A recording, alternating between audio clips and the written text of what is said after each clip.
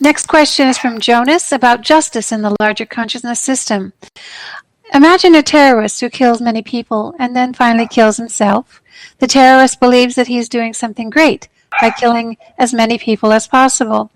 When he awakens in that transition reality, is there some instance telling him that he did something wrong? Is there justice in the larger consciousness system? Well, now that depends on what you mean by justice. If by justice you mean that he has to be punished and beaten to the point that he suffers as much as all those people he killed, that kind of thing. If that's your justice, kind of a karmic justice, if you have to have done to you what you've done to others, no, that does not happen. If your justice is that he is worked with until he understands the enormity of his error, that he understands the hole that he's dug for himself, I guess, as far as his own growth goes, that he understands the things he did that were wrong and why they were wrong. Yes, he does get that. And he is worked with, because you see, he has another incarnation coming up after this, and there's no point just sending people back if you don't have any, learning in the process. I mean, this has to be a cumulative learning. So it wouldn't be effective for the system just to pat them on the rump and send them back in and say, well, try better next time. You first go through a process where you help them see the mistakes they made so that they will be kind of pre-programmed, if you like, not to make those mistakes again. They will understand the mistake, why they made it, where it came from, and where it led them to the awful things that they did. And they'll have to own all that. They'll have to accept that they did that and that it was a horrible thing to do. It wasn't at all glory.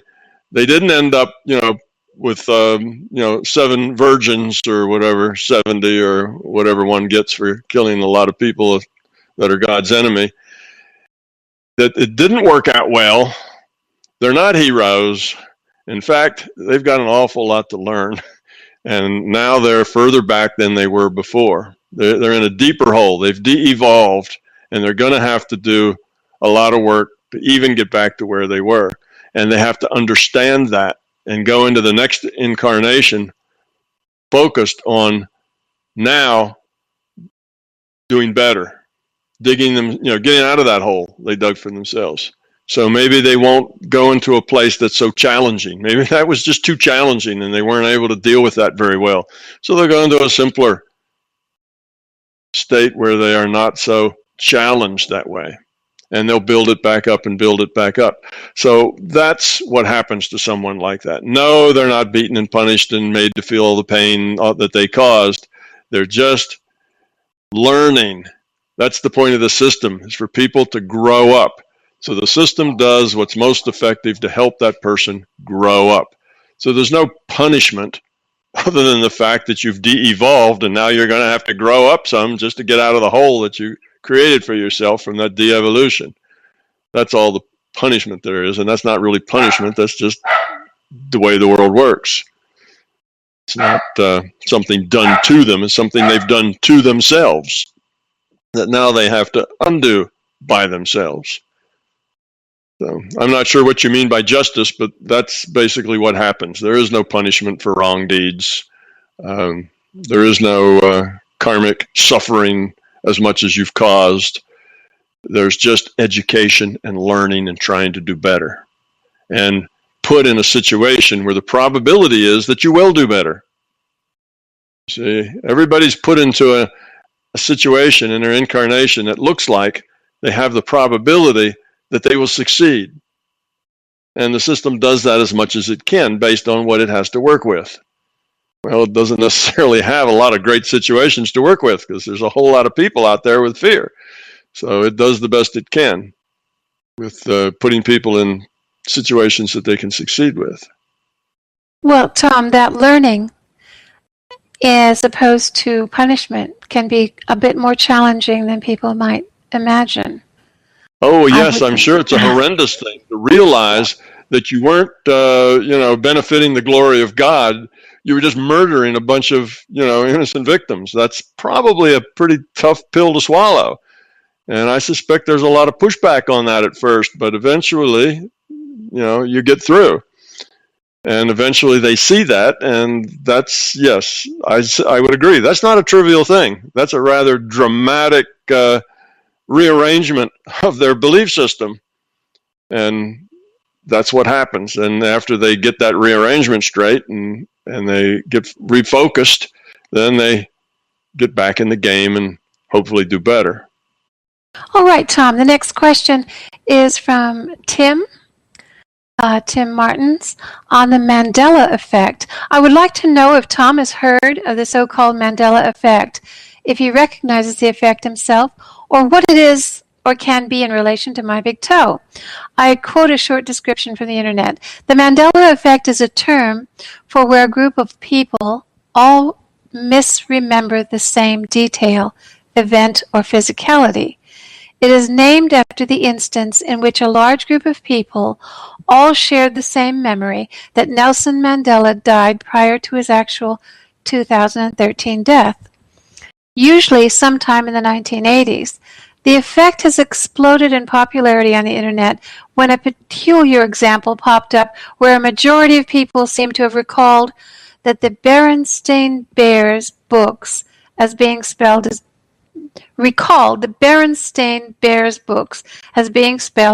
Berenstein or some other variation, differing from the actual spelling.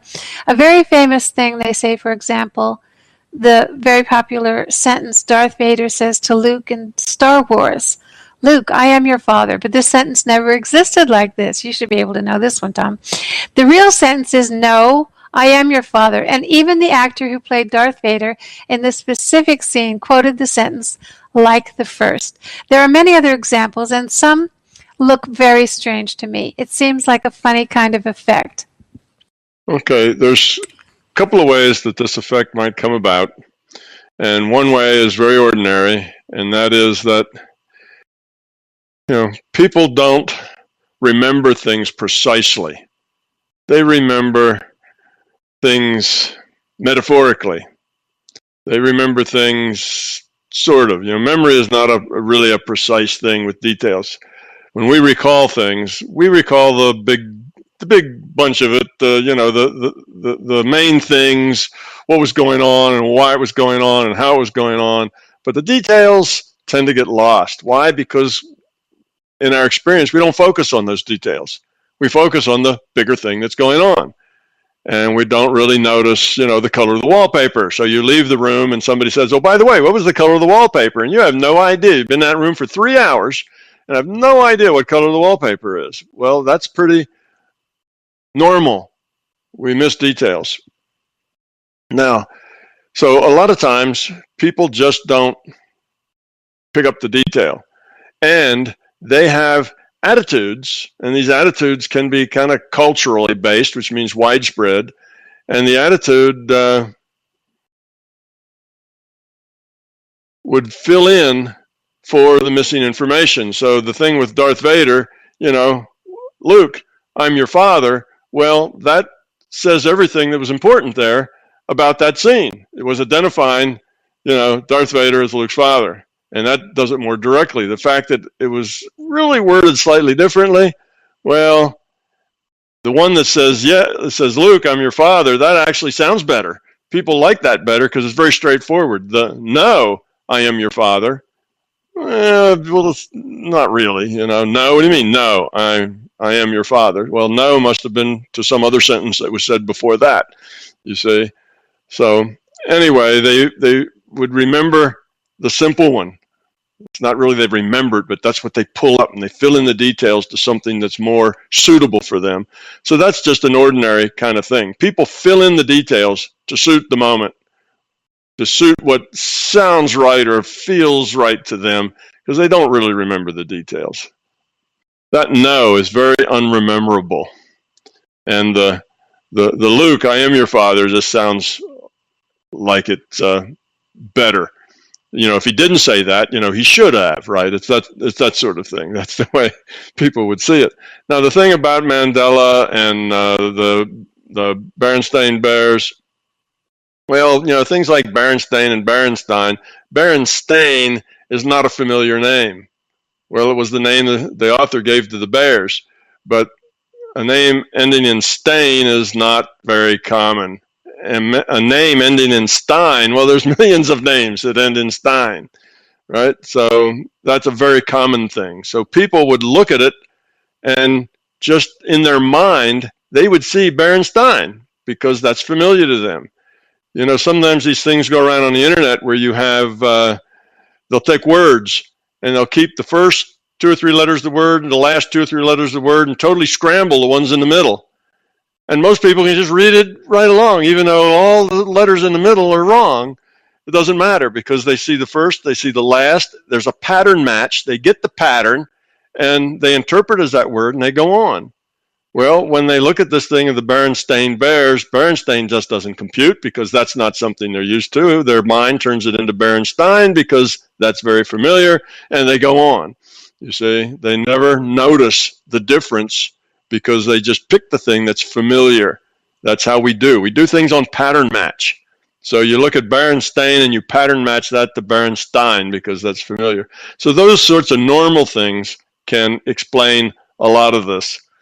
Now, the one about Mandela is a little different, and this takes us to the other way, the other reason that this can happen, other than just kind of the psychology of the way people interact with language, and that is that there is a groupthink. There is a shared mental space in where we are all communicating with each other. We're all networked. And particularly if we are interested in the same thing, if we're all in the same club, or we're all in the same mob, or we're all in the same, movie theater, having the same experience, if we're all in a similar group, there's a lot of thinking that is very similar, and these similarities are passed back and forth, and pretty soon we are kind of connected with group mind. Well, you could have some people who would think, well, when did Nelson Mandela die? And they'd maybe have the wrong idea, but that wrong idea, if other people kind of thought, yeah, gee, it was a long time ago, and they may then get the idea that of this date, and the date is wrong, but they share that information because they're all interested in the same thing. So they're all kind of connected. Because they're connected, they share the data. Well, it happens, it's misinformation. Well, that happens too. It's information. We pass information around, we pass misinformation around, we pass around whatever happens to be in our mind. So in that case, it may be a case of kind of group mind that got misinformation, and that misinformation spreads. And the more people who believe or who get that misinformation, the more power it has to spread further, because now you got more and more people with that thought in their mind. So, it's the same way that fads work the same way, where suddenly, there's 100,000 people standing in line at 4 o'clock in the morning to buy a Beanie Baby or to get a hula hoop or something. And you say, well, what is this insanity? What's going on here? Beanie Baby's a ridiculous little thing. It's a piece of cloth with beans in it, probably not even beans, little chunks of styrofoam or something. It's not much anything at all. Why are people crazy to stand in line to get this thing? Well, that's group mind. You get a couple of people and they have good advertising, and the advertiser, whoops it up on TV all over the place, and people start to think about it and they start to feed each other. And pretty soon you have a fad. Everybody has to have one. And if you say to an individual like that, well, why do you have to have one? Why are you here at 4 o'clock in the morning waiting for the store to open? And most of them wouldn't be able to tell you. It's just something they have to do, you see, and that's the way it is with group mind. It's just, you get this sense it's just something you have to do. Well, mobs are like that, right? They want to go lynch somebody, and they all get worked up in the same mindset to where they're much worse than they would be individually, or much better if you have a positive group. So it could be group mind passing around misinformation that causes this. Or I think a lot of it could be just the way human psychology works with language, where it fills in things, and the way it works with memory. You do pattern matching, so you don't really inspect words and say, oh, that was Berenstain, and everybody who read that book saw the word Berenstain. Why do they think it's Stein? Well, they didn't actually see the word. They looked at the word, pattern matched it to something that was in their mind, and went on. just like we do when we read words that aren't spelled right, but they got the first few letters and the last few letters. We do that same thing. We pattern match. Don't even notice that the word's not spelled right. See? So that's my thought about the Mandela effect. It could be group mind, but a lot of times it could just be human memory and language. There's a new craze called Pokemon Go, and that's also a popular trend. Yeah, right. If you get thousands and thousands of people excited about it, even if they're excited about it in some other country, you pick that up, and the excitement then, when you do notice it or you do see it, oh yeah, that's that, and you're already excited about it just because you've gotten that excitement vibe from elsewhere. And what else do they call that? The 100th monkey effect, right? Where things spread mind to mind, ideas and concepts move. And what did Jung call that? Archetypes. Archetypes get built up around many minds thinking and feeling similar things, produce archetypes that have a life of their own. And it's the same thing. It's a group mind, a group think, sharing between netted IUOCs. And there's no reason why they can't share misinformation just as well as they share information. Well, we'll move on to the next question. Just to my best recollection, I have never purchased a Beanie Baby. I don't think. No, I haven't. Okay, next question is from Polly. And Polly asks, exercises as technology for growth and your attitude towards self-improvement. He's asking your opinion. Do you think that there are some concrete body, mind, and breath exercises which create concrete beneficial effects for your body and mind? Talking, for example, about some yogic exercises. An Indian mystic called Sadhguru says there are such exercises which are in essence a technology for creating human well-being and spiritual growth. He usually describes these things in terms of various energies, where these concrete body, mind, and breath exercises create concrete energy effects and outcomes, even in people who don't expect and don't believe that something could happen. Okay, let's take a pause there, because that's kind of a main idea, and we'll work with that one first before we go on. There is a connection between body and mind because of the rule set. Okay, the rule set says that the consciousness can only operate with whatever the avatar, with the restrictions that the avatar has according to the rule set. So the avatar can only think so fast, jump so high, do certain things because he has constraints because of his rule set. His body and brain, virtual body, are basically constraints that constrain the consciousness to work within the constraints of the virtual reality game. So body and mind are connected that way, and a healthy body is good for a active mind. If you are unhealthy, you're just adding constraints to your avatar. Now the avatar's tired. Now the avatar has a headache. Now the avatar, is worried about their tumor. The avatar is distracted because of the toothache. You just set constraints on your avatar by being unhealthy. So if you're healthy and your body is in good shape, feeling good, and you have lots of energy, then you've minimized the constraints that the rule set is going to place on consciousness from that avatar. Okay, so that's one thing. So there is a connection there. Now, when Sadhguru says you have these exercises and they will create, energy effects, right? If people didn't know about it or didn't believe it. Okay. What he has done is, one, he's teaching them exercises that are very much like a meditation.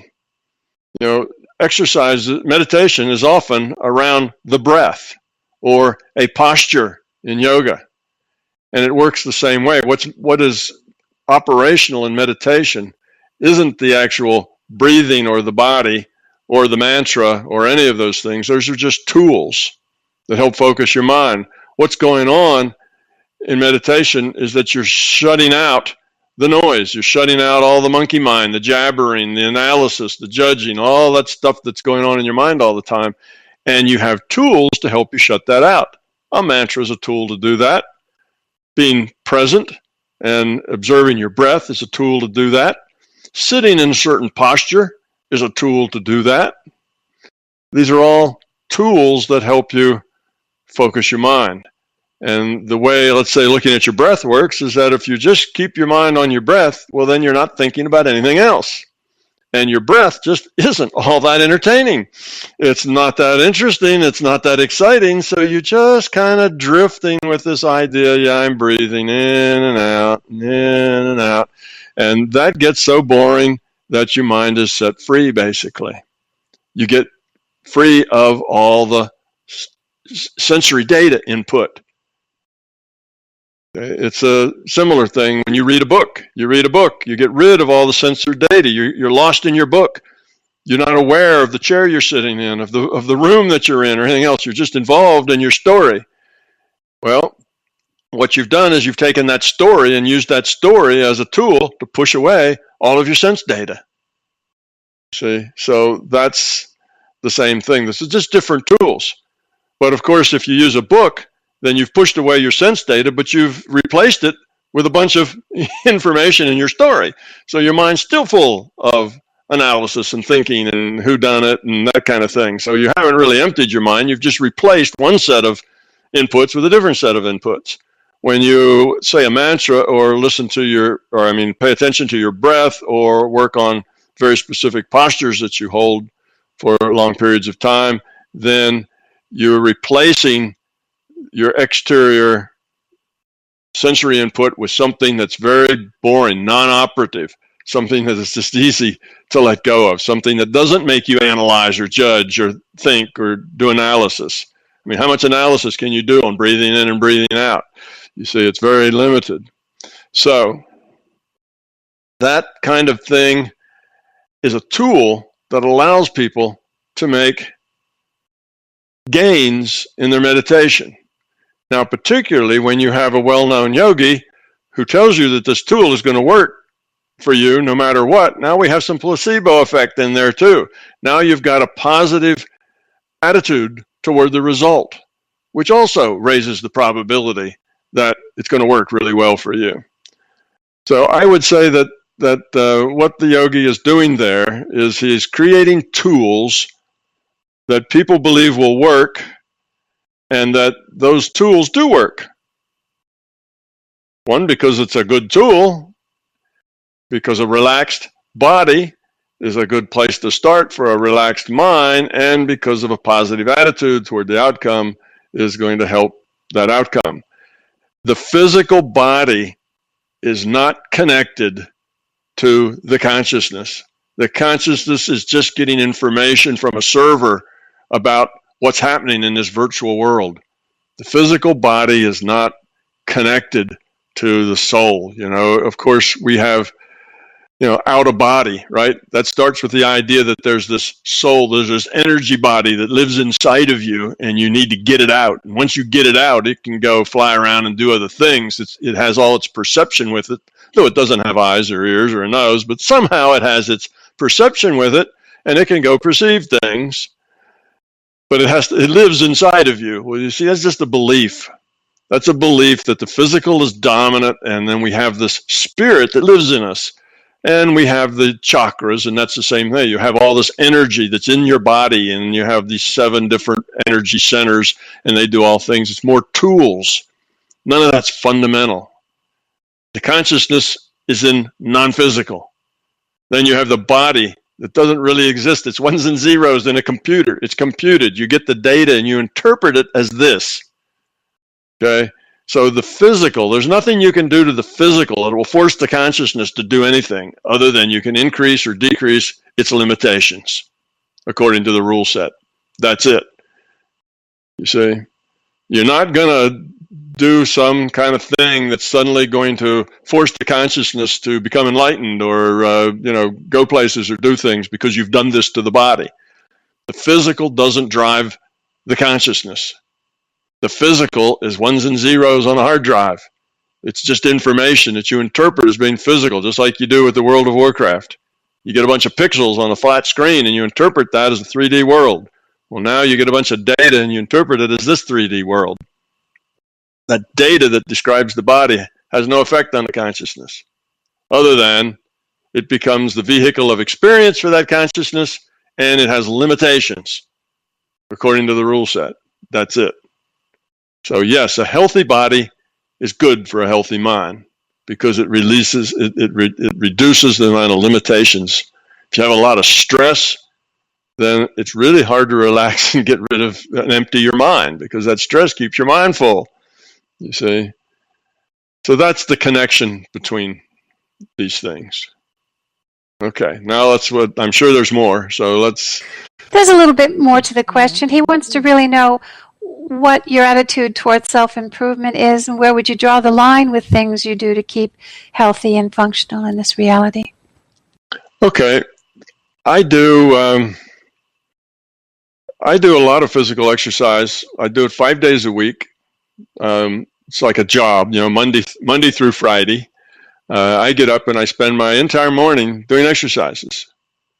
And I do the whole exercise routine probably depends on how focused I am. If I really focus on it, I can do it all quicker.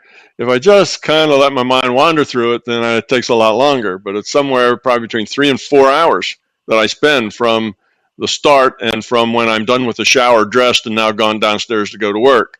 That's like 3 or 4 hours. That's a lot of time. But I've learned that the older you get, the more serious you have to get about keeping your body working. So I do that, and I start with about a half an hour of core muscle exercises called Kegels. Then I go to a balance exercises on a vibrating platform. Stand on one foot and move this way and that way and do other things while you're standing on a platform that's jerking up and down and seesawing at the same time. So you learn balance. That's because you have main muscles, the big muscles, and they make up probably a small number of muscles, and then you have a much larger number of little tiny muscles that do things like balance. A little pull here, a little pull there, a little push. Just these little balance things that have to work, and that's not your big muscles, that's the other muscles, and you got lots and lots of those. And if you sit at a desk like I do all day, staring at a computer screen, then all those little muscles atrophy. All right, the big muscles still enough to stand up and walk and lift things and do that, but all the little muscles that you exercise, and say when you were a kid and you were out playing a game of pick up football or basketball, and you're running around and you're playing tag and you're shifting your weight this way and that way and starting and stopping and jumping, and all of that stuff gets all these little muscles, and your balance and your coordination works really, really well. But then you get the job, and then you're in your 30s and 40s and 50s and 60s, and you spend a job sitting in an office someplace. All those little muscles kind of get weak and go away and don't do the things. You find that you're kind of clumsy. It's hard to hit one key with your finger when you're typing with one finger. You end up hitting two keys because your dexterity and your coordination are starting to deteriorate because these little muscles don't work anymore. So I do balances on this moving platform and just go through a lot of motions so that those little muscles get jerked around a lot, and they have to function to keep you balanced. And then after that, I start doing weights. And I do weights for anywhere between about 30 minutes if I'm really focused to about an hour and a half if I'm really not focused. And I had different sets of weights. I do two complete different programs with the weights. So one program I do Monday, Wednesday, and Friday, and the other Tuesday and Thursday, and then it's reversed for the next week. You see, so I just keep alternating between these different sets. And then after I do and one set's a lot shorter than the other. If I'm really focused on the short set, I can maybe get it in close to half an hour to 40 minutes. And if I'm really not focused on the long set, it's more like an hour and 15, an hour and 20 minutes. Then I do an aerobics one of two different machines. One's a platform, one's a treadmill. The treadmill's not powered. I power it with my leg muscles. So it's got resistance that makes it hard to make that treadmill go around rather than having a motor make it go around, and all I have to do is move my feet. I actually have to push that treadmill against resistance to make it go around. And I do that for 20 minutes, or I ride a Schwinn Aerodyne, which is a bicycle exerciser that has resistance against it. So that's it. And then when I get done with that, it's time for the steam room or shower or whatever else I do before I get dressed and get ready. So all that happens before my day starts. So my day starts not until somewhere around 10:30 if I'm focused in the morning, or as late as 12 lunchtime if I'm not. So it just depends on how quickly I want to go through them and how much my mind wanders between exercises and so on, and I'm off other places doing other things, and that's what I mean by being focused on it or not. So, and I find that while I'm doing exercise is also a good time to do mental things, because the exercises are kind of boring too. So you can do a lot of mental things. You can do healing. You can go places, do things while you're exercising. And so those kind of work together, but it slows the exercise down a little bit because you're not as quick between exercises. Anyhow, so I do that, and I do it 5 days a week. And that's a lot to do. I couldn't do that if I wasn't retired. Working for a living is unhealthy. Physically unhealthy to go work for a living, because you spend all your time, working, sitting at desks, not exercising, and then you get home and you're just tired. You don't want to come home after you worked all day and go do exercise. That's hard to do, particularly if you work late and you come home and it's 7 or 8 o'clock at night. Like, go exercise? No way. I go vegetate someplace and try to recover from a day of exhaustion. So yes, working is hard. So I'm retired. And since I've been retired, I've done this exercise routine, and it's made a big difference. It makes a real big difference. It makes your mind clearer as well as your body more fit. I'm now the same weight that I was when I graduated from high school and went into college. So, it is important to eat well. That's the other part of it. Exercise, eat well, and keep your mind active and focused and working on things all the time. So then after that, I eat lunch, which is also breakfast. It's either a late breakfast or it's an early lunch, but I just eat one of those. I call it dinner, or no, I'd be lunch and dinner. This would be breakfast and lunch, so that's brunch, right? So you kind of have a brunch. Then I go sit at my computer and I work until my wife comes home from work, whether that's 5 o'clock or 8 o'clock. And sometimes if I'm really busy, I even work past that point. So I work until I go to bed. So that's how I make up for losing my morning, is I work my nights. Anyhow, that's my life. That's my physical exercise.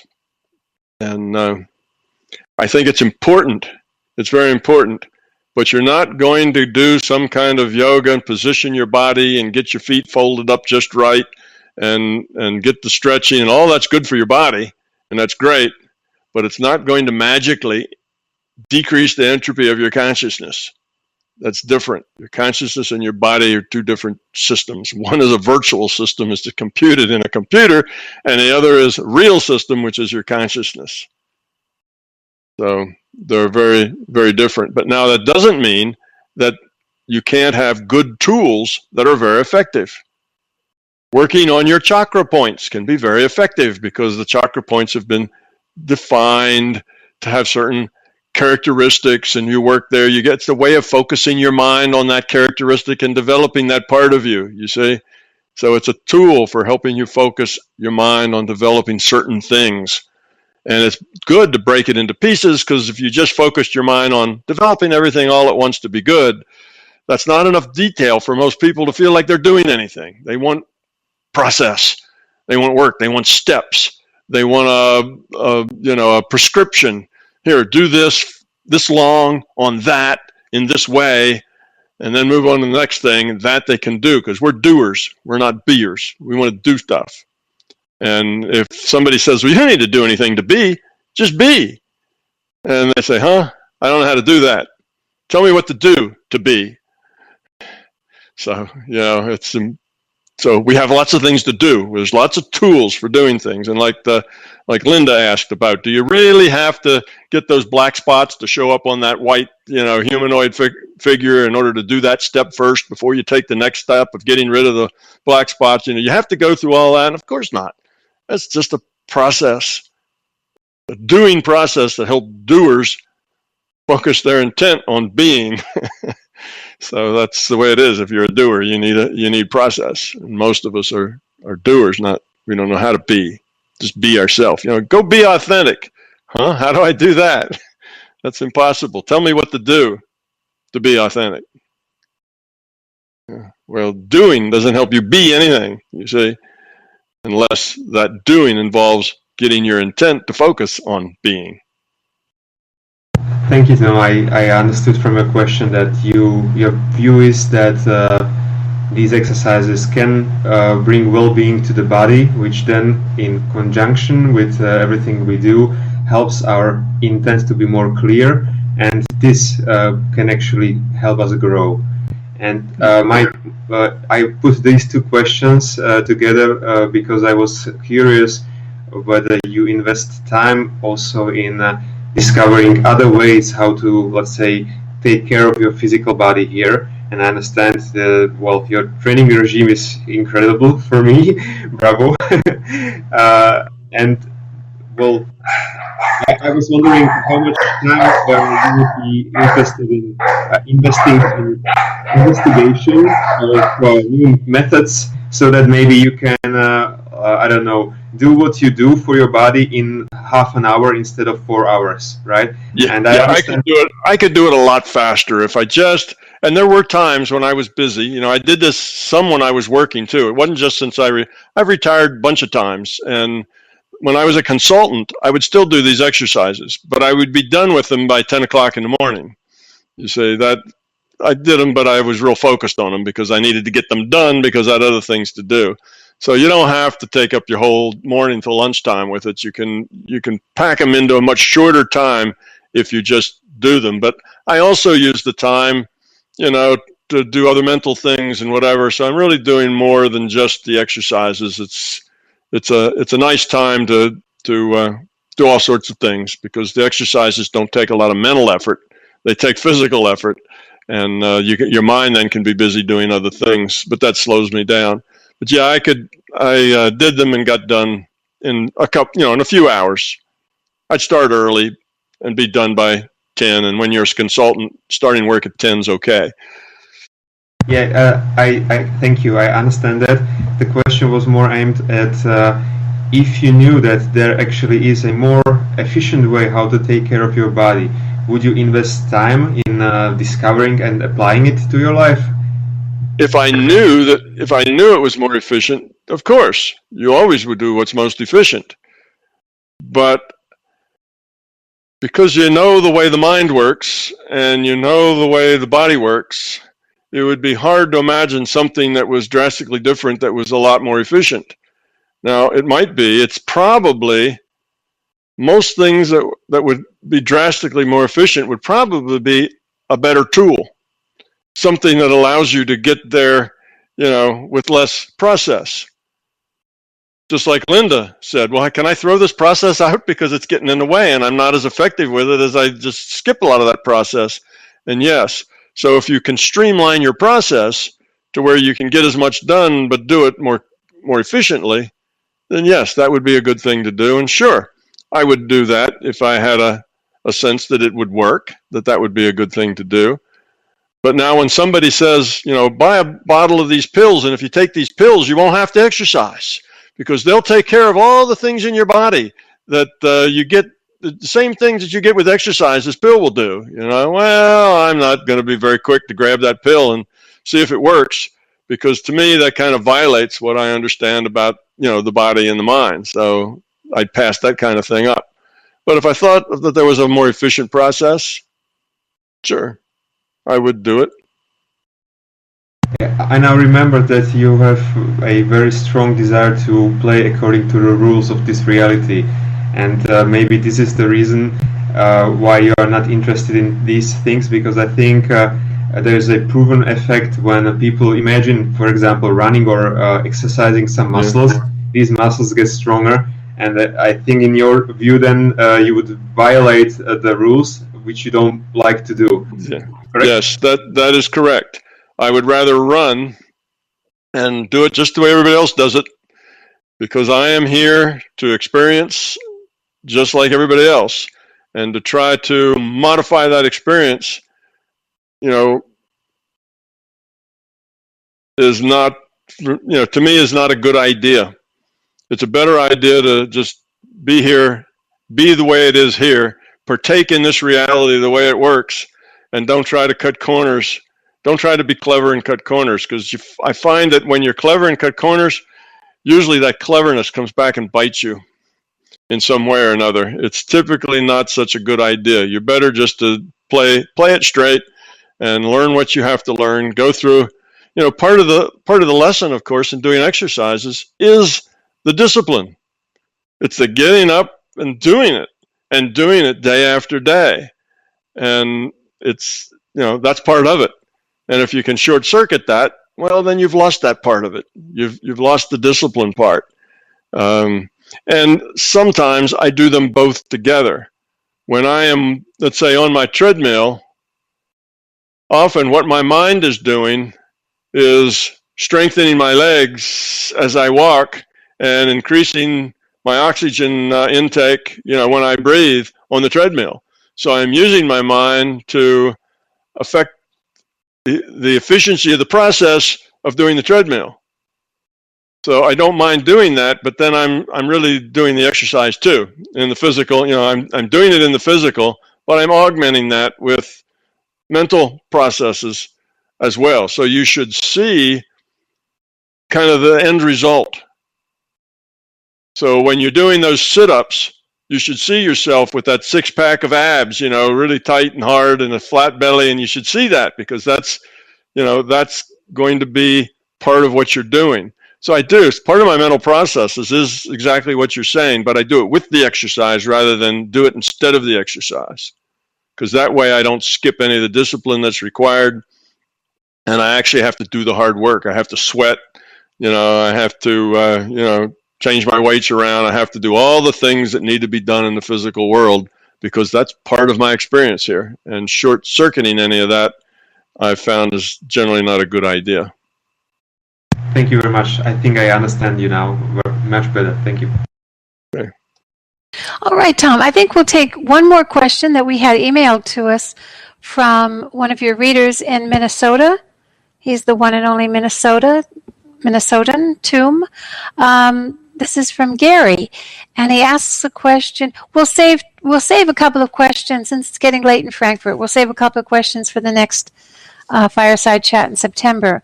So this last question is, first, let me say how much I admire Tom Campbell and enjoy his books and videos.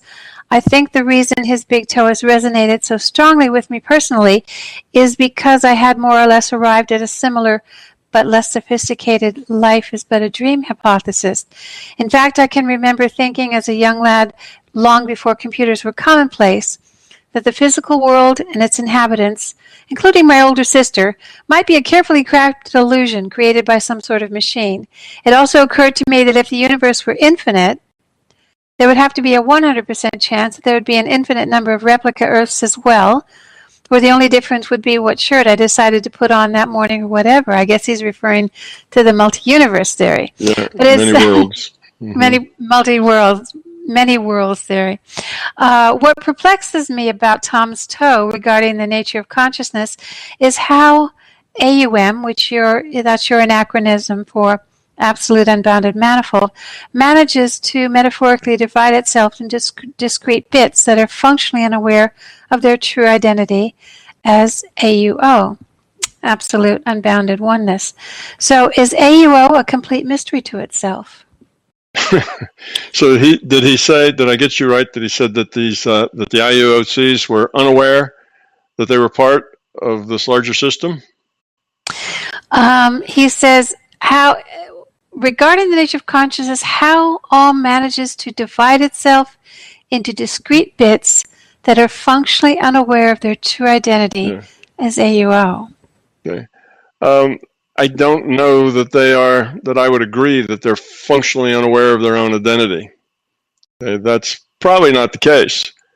They, for the most part, many are very much aware of their identity. Now, once they come here, once that individuated unit of consciousness logs on to the PMR server, and gets into the physical matter reality game here in this virtual reality, then it eliminates all of that knowledge. It only comes in with its quality, the quality that individuated unit of consciousness has created for itself, has evolved to. That quality is what it comes in with, nothing else. It doesn't come in with any of the intellectual stuff, any of the understanding in intellectual terms, but it comes in with some understanding and some quality, that it gets from its parent IUOC. So at that point now, the beings, the avatars here, or the consciousness, the free will awareness units playing avatars here, have no appreciation of the larger consciousness system to begin with. They have to learn that. They have to learn that there's a bigger picture. Now, if they come with a very high quality of consciousness, they probably learn that very quickly because they've already got, a high quality sense of it being a larger reality and so on. That's just things they know intuitively. So it comes to them much more quickly. If they don't have such a high quality to begin with, then that's a lot harder place to get to. That understanding is more difficult. It's more of a challenge. So they don't. But that's just while they're logged on here as free will awareness units. The individuated unit of consciousness is also aware. It also, basically has its function, its things to do. It's the accumulator function. And I would say that many of those, if not most, are indeed aware of the larger conscious system and their role and what they're doing and why they're doing it. After all, they're accumulating these experiences, helping helping themselves to pick a good next incarnation because of what they've learned, what they learn the next time, what they have yet to learn, where their weak points are and their strong points. They go through all of that analysis and then pick the next incarnation to help their overall growth. So how could you do that if you weren't aware that overall growth was important? So they know their overall growth is what it's all about. Reducing entropy is what it's all about. Becoming love, getting rid of fear is what it's all about. They're aware of all of that, and they're aware that they're a part of something bigger because they interface with a lot of other things. So I think they do have a very strong sense of being connected to the larger conscious system. Just because the free will awareness units who are logged in to play a character here in this virtual reality come in clueless as far as their intellect goes, doesn't mean that all entities are clueless about that. So I think maybe that's a problem in the assumption there that given that, what's the bottom line then on the question? I suspect Tom will say that being a process or phenomenon that takes place outside the larger consciousness system. How? Got a dog ride here. Just a minute. I don't know if you hear all that, but who is that? Can we identify? That was him? All of them. All that of my was all dogs. Of them. Okay. That's why I called it. It's a dog ride. All it's of them. A dog ride. They probably heard somebody driving a driveway or some other kind of thing like that. They're all in the dog room, and they all need to get out of one small dog door all at the same time, and that takes a lot of barking. This question actually was a little bit difficult for me to sort out. But the last paragraph he has, I suspect Tom will say that being a process or phenomena that takes place outside the larger consciousness system, how or why AUO does what it does is beyond the comprehension of even the big cheese, even though it is fundamentally composed of AUO reality cells. All Alm will ever be able to do is speculate. Would you agree with that? Well, to some extent, that's probably true. It's not necessarily, that there's. I suspect that there would be some limits to knowledge and understanding. Yes, I suspect the only part of the consciousness system that has the whole big picture would be the executive part, right? It's the part that created the virtual reality. It's the part that is the operating system, if you will, for the consciousness system. That probably has the biggest picture, and it's not always aware of everything that's going on inside. Just like we're not always aware of what's happening inside our body, in our internal organs. So, there's probably no one piece of it that's acutely aware of everything else, but we do have the executive function that evolved the virtual reality that we live in for us to play in. That executive function also makes the rules and does other things, sets up the structure, gives the big cheese his job, does that sort of thing. So that at that function, much is understood. At the next level down, much is understood. Think of it like a corporation, right? The CEO of the corporation and the board of directors should know the big picture of everything going on in the corporation, even though they don't know what's going on in the mailroom or, down in the, in B&G that cuts the grass and rakes the leaves. They don't know about the details, but they know all the big picture stuff that's happening and why it's happening and where they're going and what the plan is. Okay, then you get down to the vice presidents. And the vice presidents know a lot more, but they don't know everything that the CEO and the board of directors know. And then you get down to the directors, and they know some of what the vice presidents know, but not all of that. And then so on. You get down to the little people at the bottom in the mailroom, and they have no idea what's going on. They just get, orders to do this and do that, and they do their jobs and exactly why. They just know the mail needs to be delivered. They don't actually know what's in the mail or what difference it makes. They know they have a job and they do it. So it's kind of like that. I suspect there's a progression of understanding of the bigger picture as you rise up in the hierarchy of authority and control inside the system. So it's not that all IUOCs have no idea why they're doing what they're doing. I think many have a very good idea of what they're doing and are part of the system. But in general, he's right. In general, it gets foggier. The further down in the system you are, the less insight you have into the details. And there's probably no part of the system that is plugged into everything all at once, always. The system also has focus. If focus is here, focus is there, has projects, and sometimes a lot of stuff is just benign neglect. It just, it lets that stuff go on as it goes on until there's a problem, kind of thing. So I just see it's like any other big system that has to work. It's a collective, and I guess most collectives like that are really bigger than the sum of their parts.